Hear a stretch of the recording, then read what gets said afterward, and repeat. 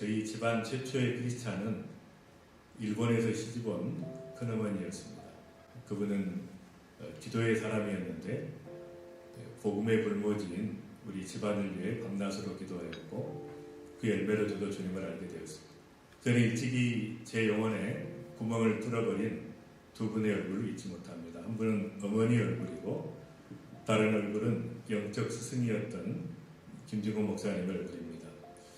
어머니는 고난받는 여인상의 전형으로 극단적인 가정폭력의 희생자였습니다. 제가 잊지 못하는 것은 5살 일일 때 아버지가 어머니를 막 때리면서 피를 흘리시는 어머니의 머리채를 잡고 마당을 끌고 다니는 그런 아버지의 모습을 제가 기억을 합니다. 정말 기억하고 싶지 않은 일이지만 그것이 이제 제 일생 일대의 엄청난 트라우마가 됐고 그런 상처와 무력감을 가지고 살았는데요. 제가 가장 자주 하는 표현으로 고통의 심연이라는 것을 제가 경험하게 됐습니다. 감사한 일은 그 가해자인 아버지와 또 피해자인 어머니가 주님을 만나서 천국에 입성하는 것이고 그런 과정을 통해서 저는 그 인생의 대반전이 무엇인가를 하나님께서 보여주셨기 때문에 참 감격스러운 시간들을 항상 보냅니다. 김중호 목사님과의 만남은 그 선물 자체였습니다. 그분을 통해 내 일생의 모든 것의 모든 것 되시는 예수 그리스도를 만나고 민족을 만나고 세계를 품게 되었다는 것입니다. 에스겔 골짜기의 뼈처럼 바짝 마른 내 영혼에 폭발적인 은혜를 부어주셨습니다. 고통의 심연에 복음의 샘이 터지고 은혜의 강이 흐르기 시작한 것입니다. 그래서 캠퍼스 시절 미친 듯이 복음을 전하게 되었고 평생 제자훈련이라는 학교에 입학하며 주님 닮기를 열망하며 최고의 비전인 세계 선교에 목숨 거는 삶이 형성되어 갔습니다. 대학 시절 내내 저는 이제 오직 한 가지 기도 제목을 가지고 복음을 전하는 은사가 되게 되고 기도했는데 이상하게 하나님께서 이제 제가 졸업한 이후에 또 전문의도 되고 박사도 하게 하시고 또 의대 교수가 되게 하시고 또 독일에서 이제 통합 종양학을 연구하고 또 사랑의 병원을 개원하게 하셨습니다. 이제 그때부터 이제 제가 암 환우들을 돌보면서 또 그 잊지 못한 그 슬픈 얼굴들을 제가 기억하고 지금도 그 생명 지킴이 최전선을 경험하고 있습니다. 암 환우들이 이제 가장 고민하는 것 중에 하나가 어떻게 하면 암의 재발을 막을 수 있는가 그런 부분인데 그래서 이제 그것을 돕기 위해서 하다 보니까 이제 생식이 개발이 됐고요. 회사가 설립이 됐습니다. 그레이트 커미션 컴퍼니라는 그러니까 세계 선교를 지향하는 그런 회사로 성경적 경제 공동체를 지향하면서 달려가고 있는데 세상 속에서 성경적 원리를 뿌리내리는 일은 많은 시행착오와 치열한 고뇌를 요구하는 일이었습니다. 매 순간 성령의 인도하심을 구할 수밖에 없는 절박한 상황 속에서 결국은 승리하게 하시는 주님을 찬양합니다. 의대 교수 시절 방글라데시 의료봉사를 갔다가 사랑에 굶주린 아이들의 얼굴을 보게 됐습니다. 그 얼굴에서 주님의 형상을 보게 되었고 그들에게 먹을 것도 중요하고 입을 것도 필요했지만 정말로 필요한 것이 이제 주님의 사랑이라는 것을 알게 됐죠. 그래서 그 당시에 온누리교회에 있으면서 하영주 목사님이 이제 전폭적인 지지를 이렇게 받으면서 국제사랑의 봉사단이라는 인류 최후의 혁명은 사랑의 혁명이라는 모토로 NGO 겸 선교단체를 설립했는데 그게 국제사랑의 봉사단이었고 성경적 전인교육을 갈망하는 청소년들과 학부모들의 얼굴을 피하지 못해 설립한 대안학교가 꿈의 학교입니다. 그래서 그것도 제가 잊지를 못하는 학부모들이 막 울면서 이런 학교를 세워달라고 했을 때 그냥 울며 겨자먹기로 받아들인 것인데 그게 꿈의 학교라는 가장 크리스찬 부모들이 보내고 싶어하는 대안학교거든요. 감사드리고 제가 이제 하나님의 나라에 올인하고 대학 시절부터 이제 그렇게 하나님의 나라를 구하다 보니까 한 가지 허락하시는 것들이 지금 보니까 이제 구슬이 깨지듯이 여러 기관들이 되게 됐습니다. 희한한. 그래서 제가 젊은이들에게 그런 도전을 하게 됩니다. 하나님의 나라의 비전을 kingdom들을 모두 추구하라. 제가 이제 그 말씀의 증언이 그 말씀이 지혜라는 것을 체험했던 증인이고 많은 젊은이들에게 이제 도전하고 있습니다. 초창기에 병원과 회사를 운영하면서 뱀같이 지혜롭고 비둘기같이 순결하라는 성경적 원리를 고수하는 것이 얼마나 어려운 일인가를 처절하게 경험을 했습니다. 그래서 성경도를 해보려고 이제 정직하게 했다가 여러 차례 이제 부도나 도산의 위기에 직면했고 경찰에 제가 불구속된 그런 경우도 있어서 굉장히 어려운 일을 겪었는데요. 하나님께서 이제 주신 마음은 순결의 원칙을 지켜내려면 10배의 지혜와 10배의 노력이 있어야 된다는 걸 알게 되었고요. 특별히 중보기도의 중요성은 제가 깨닫게 됐습니다. 그래서 영성과 전문성을 겸비한 분들을 임원으로 모시고 회사의 중보기도 담당 이사를 임명해서 중보팀을 운영하도록 그렇게 하고 있고 지금도 이제 하고 있습니다. 지금도 매일 임원 기도회를 통해서 각 부서별로 수집된 기도 제목을 놓고 기도하는 기도 개념을 하고 있습니다. 주님의 은혜로 창조 개념, 정도 개념, 축제 개념이라고 하는 3대 축으로 기쁨이 넘치는 공동체 문화를 구축할 수가 있었습니다. 저는 김주구 목사님의 소개로 2005년에 세계적인 선교학자로 전략가인 윌스 부시 박사를 알게 됐는데 그분을 통해서 제가 선교라는 단어만 알았었는데 변혁이라는 단어를 알게 됐어요. 트랜스포메이션이라는 영역 선교. 저는 지역 선교만 생각했는데 영역 선교라는 게 있다는 거예요.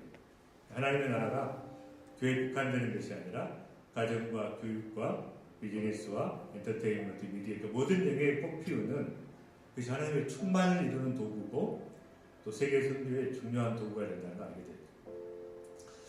그래서 지금까지 하나님께서 강권적인 은혜로 여러 영역에서 삶의 현장에서 여러분을 믿게 하시고 그렇게 하신 정말 그 주님의 의도가 무엇인가 그걸 제가 알게 됐어요.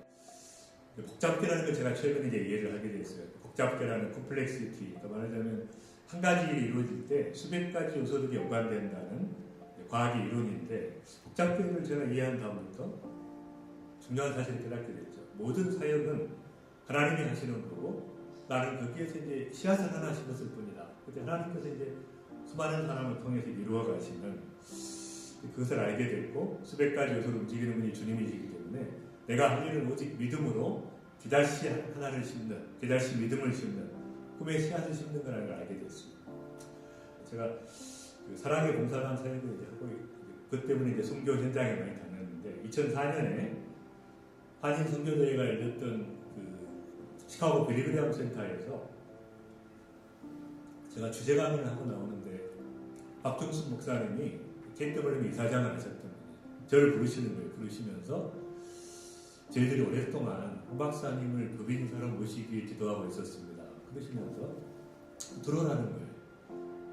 그래서 제가 하나님의 음성을 받아들이는 이제 2005년 신임 이사로서 신년 이사회 총회에 참석하게 됐는데 그 전날 밤에 굉장히 큰 감동을 주시는 거예요. 왜냐하면 제가 전에부터 일단 그런 마음이 있었는데 이제 100만 명의 자비랑 선교사를 파송해서 마지막 시대 선교를 완성하는 그런 계속 그런 감동을 주셨는데 이제 그 얘기를 나눴더니 이사회에서 그게 이제 받아들여지면서 총회에서 100만 명의 자비랑 선교사를 보내는 선교 운동이 채택이 되게 됐습니다. 지금까지 추진해오던 그 KWMA가 세계선교협의회가 추진해오던 10만 선교사와 연결해가지고 타겟 2030 운동으로 이제 통합이 됐는데 이것이 이제 한국교회가 생긴 이래 선교계와 한국교회가 단일 목표를 가지고 추진한 140년 역사의 유일한 것입니다. 타겟 2030이라는 10만 명의 선교사와 100만의 자비랑 선교사를 2030년까지 파송한다.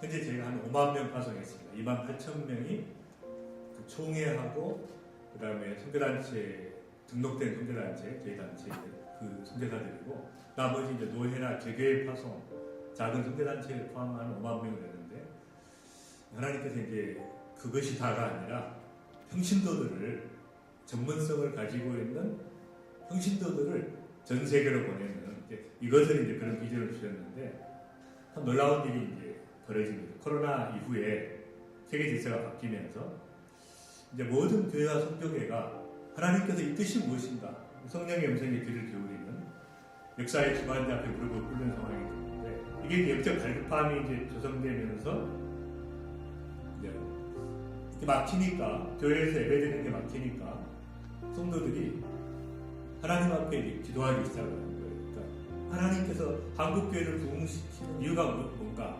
선교의 도구거든요. 왜 대한민국이 하필이면 국력을 주신 이유가 뭐냐? 우리가 경제대국, 문화대국, 교육대국이 되게 하신 게 뭐냐? 딱 한 가지죠. 선교하라는 것입니다.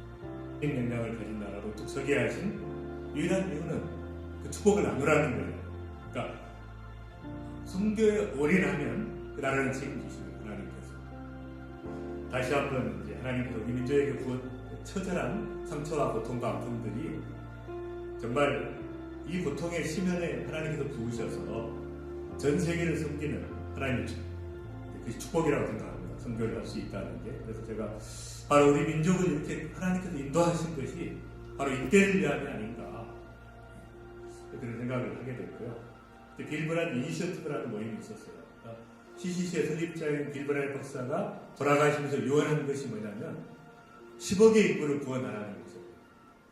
빌리언 소울 하비스트인데 그 다음부터 안 됐어요, 그 모임이. 그래서 제가 이제 안타깝게 생각을 했는데, 하나님께서 이제 놀랍게도 하나님은 포기하신 적이 없죠.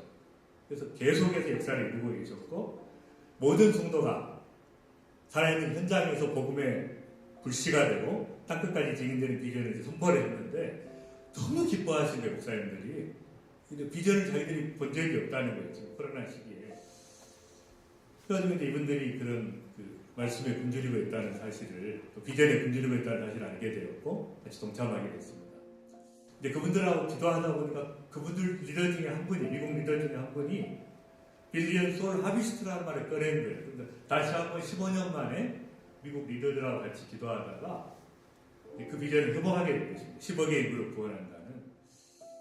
그래서 이제 그 글로벌 타깃 2030 운동을 통해서 전 세계 교회와 선교기관들이 위대한 연합을 이루어서 남은 과업을 완수해야 된다는 공감대를 형성을 하게 됐고요. 그러니까 반드시 주님은 오실 것이고, 빨리 오실 것이고, 약속한 대로 오실 것이고, 정말 주님의 오실 길을 예비하는 슬기로운 청지기로 살아가는 또 귀한 리더 되셨으면 좋겠습니다. 가장 좋아하는 성경 구절로 마무리하도록 하겠습니다. 나의 간절한 기대와 소망을 따라 아무 일이든지 부끄럽하지 아니하고 지금도 전과 같이 온전히 담대하여 살든지 죽든지 내 몸에서 그리스도가 존귀되게 하라니 이는 내게 사는 것이 그리스도니 죽는 것도